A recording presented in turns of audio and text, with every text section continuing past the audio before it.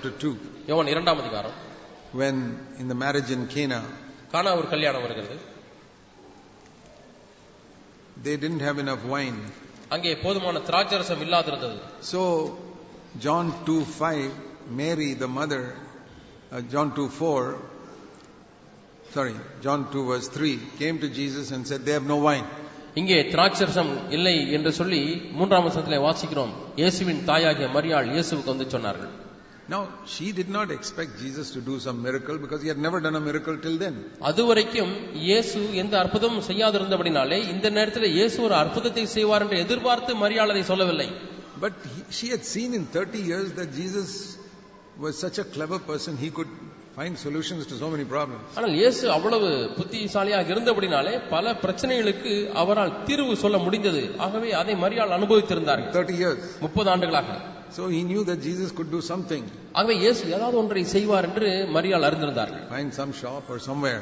எங்கேயாவது நல்ல கடையை கண்டுபிடித்து அங்கே போய் வாங்கிக்கு வாருங்கள் என்றெல்லாம் சொல்லுவார் என்று எதிர்பார்த்தார்கள். That is why she went to Jesus. ஆகவே தான் மரியாள் இயேசுவினிடத்திலே சென்றார். And Jesus says to her, இயேசு மரியாளை பார்த்து சொல்லுகிறார் 4ஆம் வசனம், woman, what have I got to do with you? ஸ்திரீயே உனக்கும் எனக்கும் என்ன? My hour is not yet come. என் வேளை இன்னும் வரவில்லை.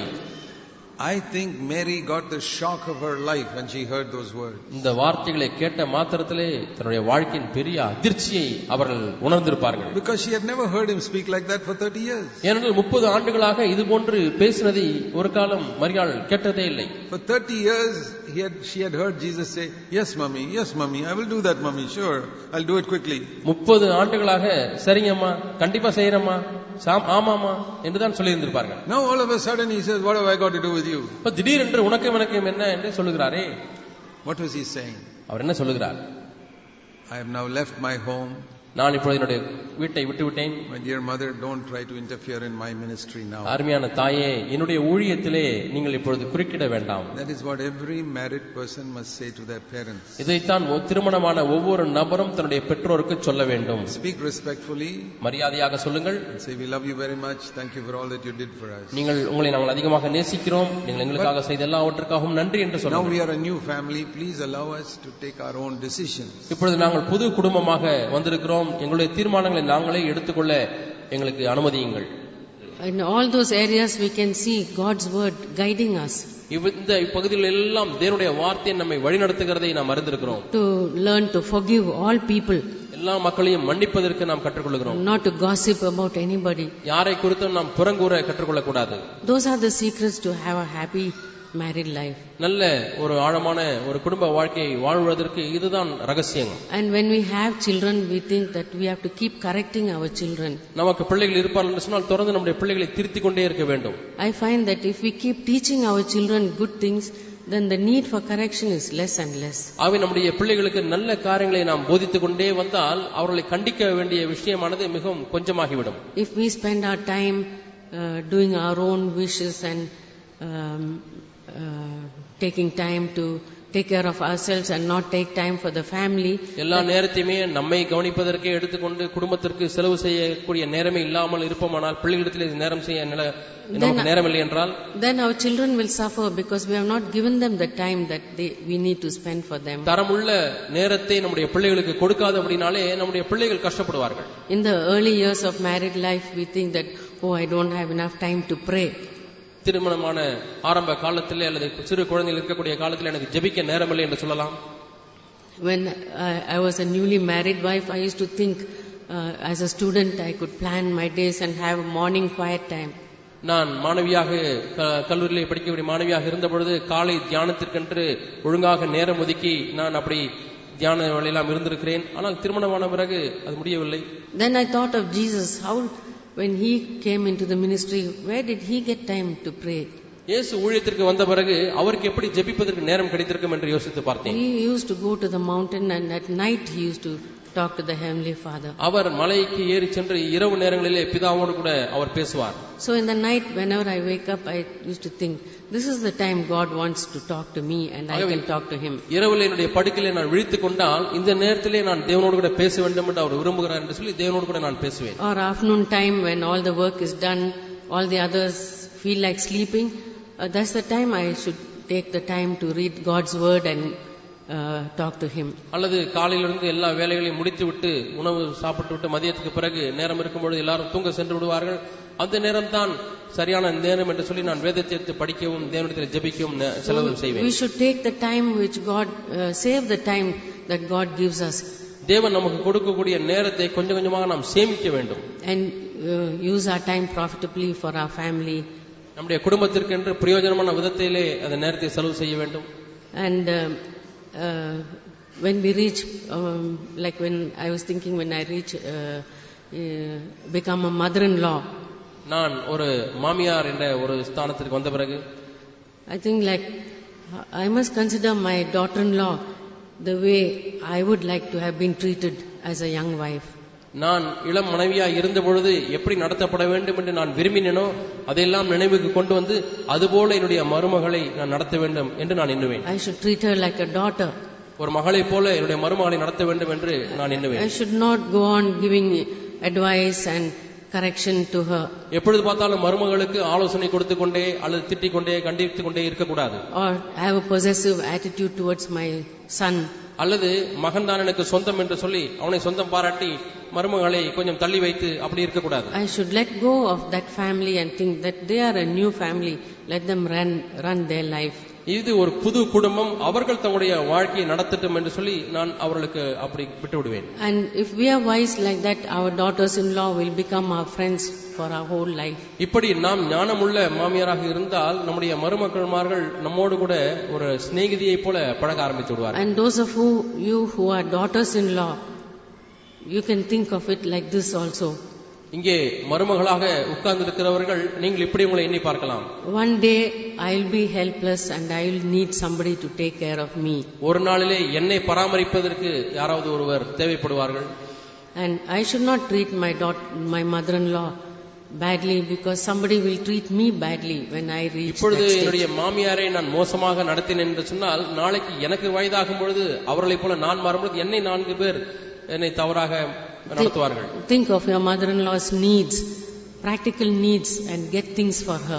இப்பொழுது மாமியாருடைய நடைமுறை தேவைகள் எல்லாம் எண்ணி பார்த்து அதை நீங்கள் வாங்கி கொடுக்கலாம், அந்த தேவைகளை சந்திக்கலாம். You may think I must get one sari for my mother. You may think I can get a sari for my mother. என்னுடைய தாயினுடைய பக்கமாய் நான் இருந்து விடலாமே என்று சொல்லி நீங்கள் எண்ணலாம். Sari. என்னுடைய ஒரு புடவை வாங்கி கொடுக்கலாம் என்று எண்ணி பார்க்கலாம். Or anything for your mother.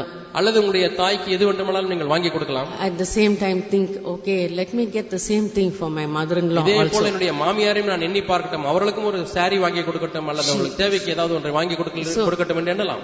Treat your mother-in-law as you would treat your own mother. உங்களுடைய சொந்த தாயை எப்படி நீங்கள் நடத்துவீர்களோ அதுபோல உங்களுடைய மாமியாரையும் நீங்கள் நடத்துவதற்கு முயற்சி செய்யுங்கள். And sometimes some mothers and mothers-in-law say things which they don't really mean. சில சமயத்திலே மாமியார் சில காரியங்களை சொல்லுவார்கள், அதை பொருள்படுத்தி சொல்ல மாட்டார்கள். Don't take it seriously. அதை மிகவும் நீங்கள் சீரியஸா எடுத்துக்கொள்ள வேண்டாம். Just think that it is not coming from their heart. அவருடைய உள்ளத்தின் ஆழத்திலிருந்து இந்த வார்த்தைகள் வரவில்லை என்று நீங்கள் எண்ணிக்கொள்ளுங்கள். Don't take offense for any small word that somebody speaks to you. யாராவது உங்களிடத்திலே பேசின வார்த்தைகளுக்காக நீங்கள் மனம் புண்பட வேண்டாம். Don't think of words like that and analyze the words which others have talked to you. மற்றவர்கள் உங்களிடத்திலே பேசின வார்த்தைகள் எல்லாம் எடுத்து அதிலே ஒரு ஆராய்ச்சி செய்து ஓஹோ இப்படி எல்லாம் இருக்கிறதா என்றெல்லாம் நீங்கள் கணக்கு போட வேண்டாம். And even if your husband says something to you, don't take it in a serious way, take it in a light way. அதே போல ஒரு கணவனும் ஏதாவது சொல்லிவிட்டால் அதை நீங்கள் சீரியஸா எடுத்துக்கொள்ள வேண்டாம், அதை எளிதா எடுக்க பழகுங்கள். When our parents corrected us, we took it in a nice way. Take it like that when our husband correct us. நம்முடைய பெற்றோர் சொல்லும் பொழுது நாம் எளிதாக எடுத்துக்கொள்கிறோமே, அதே போல கணவன் சொல்லும் பொழுதும் அதை எளிதாக நாம் எடுத்துக்கொள்வோம். God's power is there for each one of us. நம் ஒவ்வொருவருக்கும் தேவனுடைய வல்லமை இருக்கிறது. And by the power of His Holy Spirit, we can live godly lives and have godly homes. பரிசுத்த ஆவியானுடைய வல்லமையின் மூலமாக நாம் தேவபக்தியுள்ள வாழ்க்கையை வாழ முடியும், தேவபக்தியுள்ள குடும்பத்தை நாம் கட்டியெழுப்ப முடியும். And when we have brought up our children well, that for the glory of God, we can present them to the Lord and say, Lord, these children whom you given me, I brought them up for you, and offer them to the Lord. நம்முடைய பிள்ளைகளை நாம் தேவபக்தியிலே வளர்க்கும் பொழுது நாம் வளர்த்து ஒரு நாளிலே ஆண்டவரே நீர் எனக்கு கொடுத்த பிள்ளைகள் அவர்களை உம்முடைய வழியிலே வளர்த்திருக்கிறேன் என்று சொல்லி நாம் அவர்களை தேவனுக்கு என்று அர்ப்பணிக்க முடியும். That's the best offering we can give to the Lord. நாம் தேவனுக்கு கொடுக்கக்கூடிய சிறந்த காணிக்கை அதுவாகத்தான் இருக்கும். I was thinking when Santosh Matthew's daughter passed away 2 years back. 2 ஆண்டுகளுக்கு முன்பதாக கோட்டயத்திலே உள்ளதான சகோதரர் சந்தோஷ் மேத்யூ அவருடைய மகள் 2 ஆண்டுகள் முன்பாக இறந்த பொழுது, she was such a godly girl that I would have been proud to have a daughter like that. 14 வயதிலே அந்த சந்தோஷனுடைய மகள் இறந்து விட்டார்கள். நல்ல தேவபக்தியுள்ள ஒரு மகளாக இருந்தார்கள். அப்படிப்பட்ட மகளை நான் வைத்திருப்பதற்கு பெருமைப்பட்டிருப்பேன்.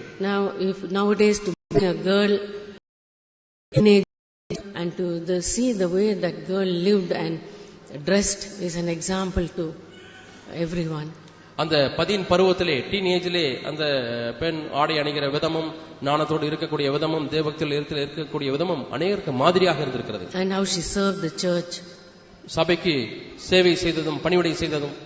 And we as parents, we have a responsibility to bring our sons and daughters for the glory of God. பெற்றோராக இருக்கக்கூடிய நமக்கு நம்முடைய பிள்ளைகள், நம்முடைய மகள்களையும் இப்படியா வளர்ப்பதற்கு உரிய பொறுப்பு நமக்கு இருக்கிறது. If we have failed, we can ask the Lord to forgive us and help us to do things better. இந்த விஷயத்திலே நாம் தவறி இருப்போம் என்று சொன்னால், ஆண்டவரே என்னை மன்னித்து விடும் என்று சொல்லி ஆண்டவரிடத்தில் மன்னிப்பை கேட்கலாம். இனிமேல் ஆண்டவரே நான் மேன்மையான விதத்திலே செய்ய விரும்புகிறேன் என்று சொல்லலாம். And God will help us to correct and to bring our children in godly ways. நம்மை நாமே சீர்திருத்திக் கொண்டு நம்முடைய பிள்ளைகளை தேவபக்தியிலே வளர்த்துவதற்கு கண்டிப்பாக தேவன் நமக்கு உதவி செய்வார்.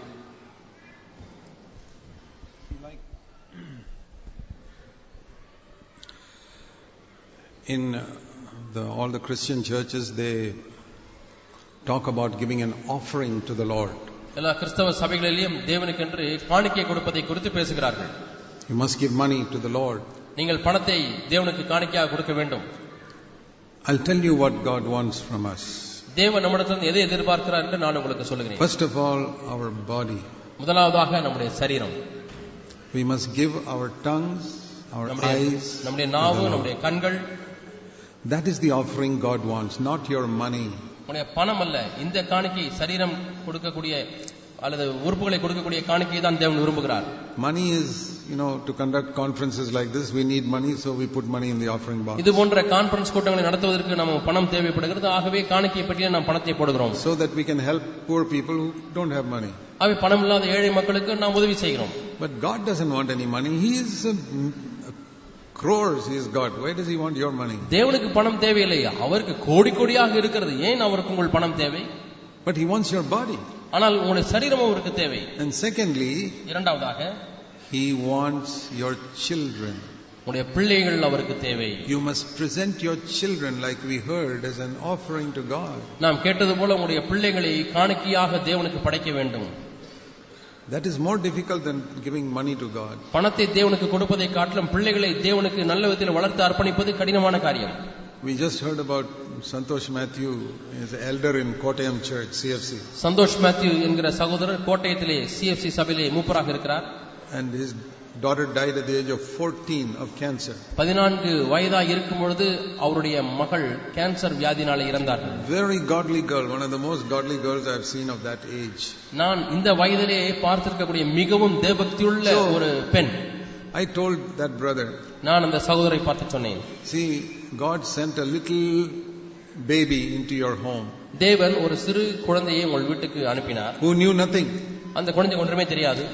You took care of that baby for 14 years. நீங்கள் அந்த குழந்தையை 14 ஆண்டுகளாக பராமரித்து வந்தீர்கள். And made her a really godly girl and sent her back to heaven. நீங்கள் உண்மையாலுமே தேவபக்தியுள்ள ஒரு மகளாக மாற்றி மீண்டுமாய் பரலோகத்துக்கு அனுப்பிவிட்டீர்கள். What a wonderful work you have done. நீங்கள் என்ன அற்புதமான வேலையை செய்திருக்கிறீர்கள். One ignorant baby who knew nothing came to your house from God. தேவனிடத்திலிருந்து உங்கள் வீட்டுக்கு வரும்பொழுது ஒன்றும் அறியாத பிள்ளையாய் வந்தது. And you trained her in a godly way in 14 years and sent her back to God. தேவ பக்தியுள்ள வாழ்க்கையிலே நீங்கள் வளர்த்து இப்பொழுது தேவனிடத்தில் திருப்பி அனுப்பி இருக்கிறீர்கள். Praise the Lord. கர்த்தருக்கு ஸ்தோத்திரம். That is a great thing you have done, I told her. நான் அவரிடத்திலே சொன்னேன். And his wife. நான் சந்தோஷ் சகோதரருக்கும் அவருடைய துணைவியாருக்கும் நான் சொன்னது இதுதான், நீங்கள் பெரிய வேலை செய்திருக்கிறீர்கள். God has sent little babies who know nothing into your home and my home. ஒன்றுமே அறியாத சிறு குழந்தைகளை உங்களுடைய குடும்பத்திற்கும் என்னுடைய குடும்பத்திற்கும் தேவன் அனுப்புகிறார். We must train them and send them out into the world to be witnesses for Christ. அவர்களுக்கு நாம் பயிற்சி கொடுத்து இந்த உலகத்திலே அவர்கள் தேவனுக்கு சாட்சியாக இருக்கும்படியாக அனுப்ப வேண்டும். That is the offering we teach in this church, not money. இந்த சபையிலே நாம் சொல்லிக் கொடுக்கக்கூடிய காணிக்கை இதுதான், பணம் அல்ல. We say God doesn't want your money. தேவனுக்கு உங்கள் பணம் தேவையில்லை. Give money for the conference expenses, but God doesn't want your money. இந்த கான்ஃபரன்ஸ் போன்ற இந்த செலவினங்களுக்கு உங்கள் பணத்தை கொடுங்கள், ஆனால் தேவனுக்கு உங்கள் பணம் தேவையில்லை. We who preach also don't want any money. பிரசங்கிக்கிறவருக்கும் பணம் தேவையில்லை. And God doesn't want your money. தேவனுக்கு உங்கள் பணம் தேவையில்லை. But present your body, ஆனால் உங்கள் சரீரத்தை அர்ப்பணியுங்கள், your tongue, உங்களுடைய நாவு, and your children. உங்களுடைய பிள்ளைகள். Then I want to say two more things before we close. நான் முடிப்பதற்கு முன்பதாக இரண்டு காரியங்களை சொல்ல விரும்புகிறேன். Remember these two simple rules. இந்த இரண்டு எளிய விதிகளை ஞாபகத்தில் வைத்துக் கொள்ளுங்கள். Treat other people the way you want to be treated yourself by others. மற்றவர்கள் உங்களை எப்படி நடத்த வேண்டும் என்று விரும்புகிறீர்களோ அதே போல நீங்கள் மற்றவர்களை நடத்துங்கள். Your wife to speak respectfully to you, you speak respectfully to நடத்தப்பட வேண்டும் அதே போல மற்றவர்களை நடத்துங்கள். And treat others the way God has treated you.